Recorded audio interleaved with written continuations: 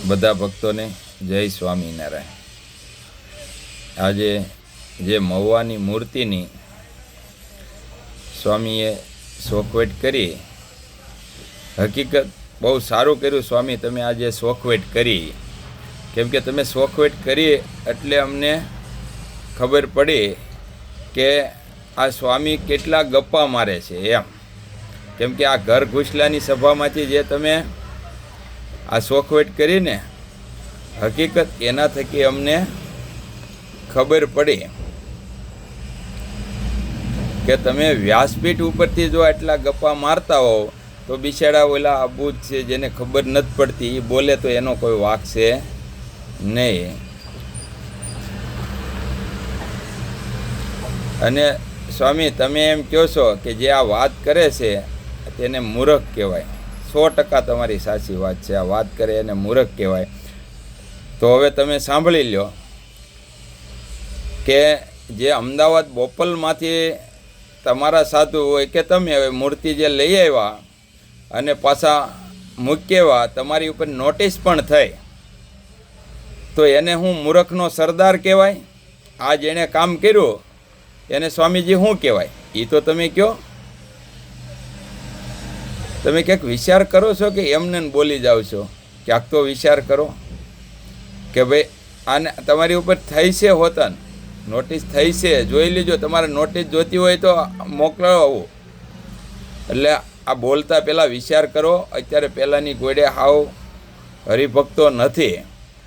અને તમે કહેશો દિવસે મૂર્તિ ફેરવવાની ના પાડી, અને તમને એમ કીધું ફોન કરીને કે મૂર્તિ ફેરવી તો જુઓ, તો એવા 5 ભક્તોના નામ તો આપો. તમને કીધું હોય એવું કોઈને ખ્યાલ જ નથી અને તમે રાતોરાત મૂર્તિ ફેરવી નાખી છે. એટલે ભોળી પ્રજાને સ્વામી વ્યાસપીઠ ઉપર બેસી અને આવા મોટા મોટા ગપ્પા મારી અને તમે આવું નહીં કરો. કેમ કે તમને એમ થવું જોઈએ. અને કોણ કેટલા ગપ્પા મારે છે એ તો સ્વામી અમે જોયેલું છે. કેમ કે તમે અમારી સાથે 20 વર્ષ રહ્યા છો અને તેથી કેવા ગપ્પા મારી ગયા અને આજે કેવું કર્યું એ તો અમને અમારી સિવાય બીજા કોને ખબર હોય કોણ ગપ્પા કેવડા મારે છે. તો વ્યાસપીઠ ઉપર બેસીને તમે જે બોલેલા એ ફરી ગયા. તો વ્યાસપીઠ એટલે ભગવાનનું સ્વરૂપ કહેવાય. ભગવાનની સામે બોલીને જો તમે ફરી ગયા હો તો પછી હવે તમે આ બોલો તો એમાં શું કહેવાય? અરે હકીકત સ્વામી આ વિચારવા જેવું છે. અને અત્યારે બધાને ખબર પડે છે. પછી 5 પછી તમારી હારે હોય એ તેથી સભામાં બેઠેલા હોય ને આજે એ તાળીઓ પાડતા હોય તો એને શું કહેવાય? તાળીઓ પાડવાવાળા. એ તમે ને તમે કહો છો એ કહેવાય એને.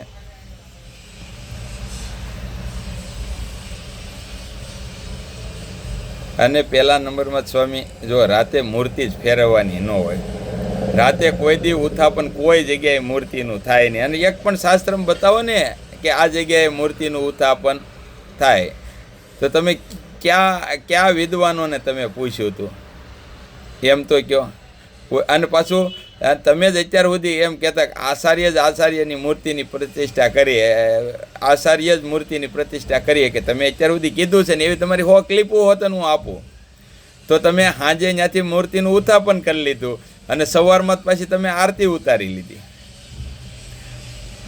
તો એની સ્થાપના કઈ રીતે તમે કરી? રાતે ઉખેડીને રાતે સ્થાપના થઈ ગઈ. તો અને એ પાછો તમે જ વિડીયો બહાર પાડ્યો છે. અમે તો કોઈ બહાર પાડ્યો નથી. સવારમાં તમે જ આરતી 5:30-6 વાગે ઉતારતા હોવ. તો એટલો તો વિચાર કરો. એટલે ભલે બોલો પણ બોલતા પહેલાં થોડુંક વિચારો કે ભાઈ અત્યારે હરિભક્તોને ખબર પડે છે. અને તમે એમ કહો મોટા પણ આ મોટા એ જ કર્યું. તમે આ મોટા થઈને જ આ શું કર્યું એ કહો તમે. અને તમે એમ કહો છો કે ભાઈ 10 લાખ રૂપિયાની મૂર્તિ હારતી અમે, પણ 10 લાખનો સ્વામી સવાલ ન હોય. સવાલ એ હતો કે જૂના મંદિરની અંદર મૂર્તિ રહે ને મંદિર ચાલુ રહે તો અહીંયા હરિભક્તો આવશે નહીં દર્શન કરવા, એટલે એ જૂનું મંદિર નષ્ટ કરી નાખો. તો તમારે મૂર્તિ લાવવી હતી તો શિવજીના ગણપતિની બધાય હતા તો એની સ્થાપના કેમ ત્યાં ન કરી? હાલો એ હજી અપૂજિત છે. અને મંદિરે દિવાલ ક્યાં અત્યાર સુધીમાં હિન્દુ સંપ્રદાયની હિન્દુ ધર્મની અંદર જુઓ કઈ જગ્યાએ આવી રીતે કરીને તમે મંદિરને દિવાલ રાતોરાત મારી દીધી. અરે એક દાદા મારી બાજુમાં બેઠા હતા, હું મહુવા આવ્યો હતો ત્યારે તમારી એની ક્લિપ બી બળાપો કાઢતા હતા. તમારી એની ક્લિપ જોતી હોય ને તો મને ફોન કરજો, હું તમને આપીશ. વિચાર કરો, એ કે અમે ગૌઢા માણા ન્યા ક્યાં જઈએ, અને અમારે આટલા વર્ષે અમે આ મંદિરની સેવા પૂજા કરતા હતા, અને આજે ન્યા લઈને વી ગયા. આ મહુવાના જ હરિભગત હતા. તો એટલે તમે વિચારો પછી બોલો. તમે એમ કહો કે અમે શોખવેટ કરી, બહુ સારું થયું. પણ સ્વામી તમે શોખવેટ કરી સારું થયું, જે જાણે છે એને બધાને ખબર તો પડે કે આ કેવડા ગપ્પા મારે છે એમ.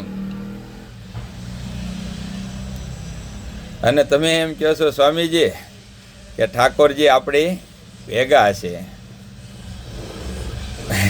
હું એનું મારે વર્ણન કરું સ્વામીજી. તો તમારા 5-10 કામ કર્યા એટલે ઠાકોરજી ભેગા છે. તો દુર્યોધનના તો 500 કામ થયા હતા. દુર્યોધનના 500 કામ થયા હતા. એટલે હું પાંડવો હારે ઠાકોરજી નહોતા. અને રાવણ માતા જાનકીને લઈ ગયો, બરાબર છે. એટલે હું ઠાકોરજી રાવણ હારે હતા. ભગવાન ખુદ હતા તો એને 12 વર્ષનો વનવાસ કરવો પડ્યો હતો.